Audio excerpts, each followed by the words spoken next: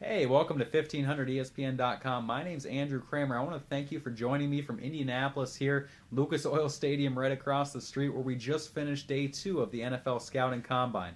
We talked to Mike Zimmer a couple of times. He had some interesting things to talk about in terms of the free agency period, obviously the draft and the different classes of position groups. And he had some stories to share about Teddy Bridgewater and Cordero Patterson, and one interesting personality trait that he feels might have played a difference in terms of how they were able to help or not help his team in his first year running the Vikings. Now, to go to his free agency philosophy, Mike Zimmer said even when he was in Cincinnati, he didn't believe in being a big spender. He was only a defensive coordinator there, so it's not like he had the final say.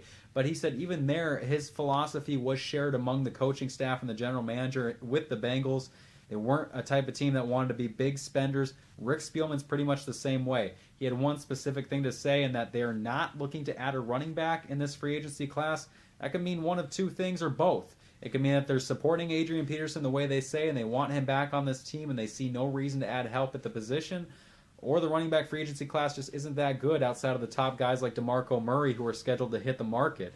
So other than that, we don't know what to glean off that other than the fact that things seem to be all on par with what the Vikings are saying and that they want Peterson back. It's just a matter of him getting his matters resolved with the NFL, and that would be a heck of a tandem with Teddy Bridgewater and Adrian Peterson in the backfield and would presumably help Teddy Bridgewater's development.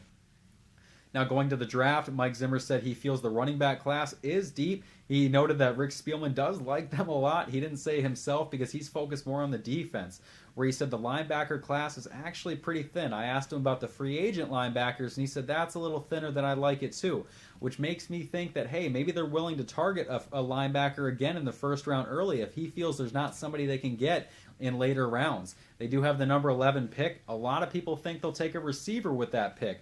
I heard a lot from receivers today. They were scheduled to talk along with quarterbacks. I heard from Devontae Parker, Sammy Coates, Devin Smith. All three of them say they either have met or are planning on meeting with the Vikings, which tells you they're doing their due diligence on this receiver class. That's another class that both Zimmer and Spielman have praised in terms of the depth and the top-end talent in this year's draft. So it puts some clout into the argument that they're looking to add a receiver early if they're spending some of their allotted 15-minute interviews with these kids on some of these top-class wide receivers. Now, Coates and Smith are two guys that would probably be more targeted in the second round, whereas Devontae Parker might even be gone by that number 11 overall pick. A lot of people want to see Parker reunited with quarterback Teddy Bridgewater. Parker said that he wasn't, nor was anybody at Louisville, surprised about Teddy Bridgewater's 6-6 record as a rookie, wins the Pepsi fan-voted Rookie of the Year award. He said nobody was surprised by that. They all knew the work he put in, and all the Vikings staff, coaches have had nothing different to say about Bridgewater and the fact that he puts the work in and keeps his head down. Spielman said that just because they have a rapport together, just because they threw and caught 28 touchdown passes together in 3 years at college, that doesn't mean they're going to want to jump up and grab him any earlier than they would any other receiver that they like. It's all about who fits on this NFL team, the NFL scheme, the personnel the Vikings currently have. It's not college, it's the big leagues, and those are many reasons why the Vikings say, we don't care that Devontae Parker caught a lot of passes from Bridgewater. That has nothing to do with it. However, they do need help at receiver because Cordero Patterson did struggle in his second year, and Mike Zimmer shed some light on that.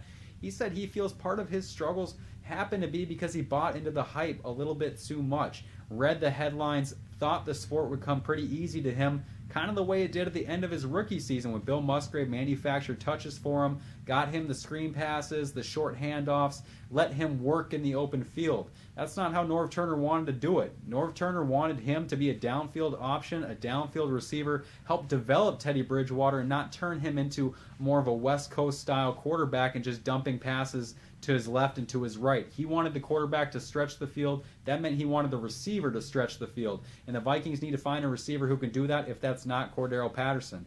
Zimmer had a pretty interesting story where he said he texted Teddy Bridgewater when he won the Pepsi Rookie of the Year award and said, "Hey, Teddy, congrats. Now, we can go win a championship together unless you want to just be a celebrity." And Mike Zimmer said Teddy texted him back and said, "That's great, Coach. I appreciate it, but I've been more concerned about the team than the individual awards."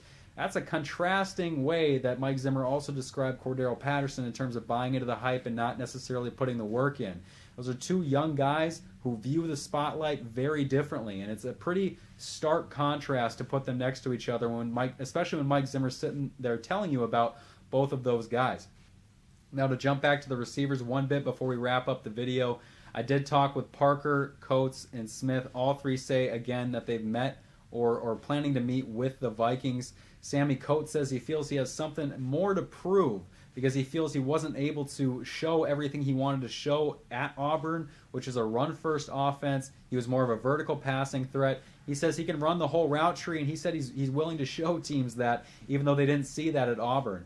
Now, what's going to stick out on tape, especially to these teams and to the fans, was his 200-yard and 2-touchdown performance in the Iron Bowl against Alabama. Obviously, a game that was nationally televised and is going to catch most of the attention.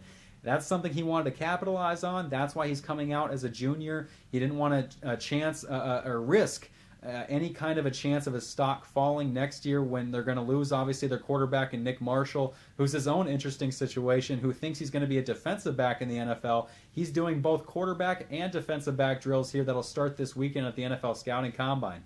I got to talk to a few agents today, and they're telling me that these teams are getting a little more unique and creative with how they're asking their not so kosher questions, if you want to put it that way. A lot of teams got into trouble for asking guys just blankly, do you like girls? Well, you can't really do that. You can't do that in a normal job interview, and you couldn't do that here in the NFL when all the media are surrounding you and going to report those kind of things. So I talked to a few agents who said they're getting pretty creative with it. They're masking it more as they're trying to hit two birds with one stone. In terms of just asking them if they had any domestic violence issues in the past with relationships. Well, then when you start asking about relationships, you can get a key on whether or not this guy might be a media frenzy in terms of a way that Michael Sam was. Whether that's justified or not, that's not my argument. My point is that it draws media attention, and that's what these guys care about. So I want to thank you again for joining me on Day 2 Combine Confidential on this Thursday of the NFL Draft. Hopefully you got some information that you didn't know before. And look back here to 1500ESPN.com where we'll be updating you on the rest of the NFL Scouting Combine through the weekend. I want to thank you again for joining me. My name is Andrew Kramer. Have a nice night.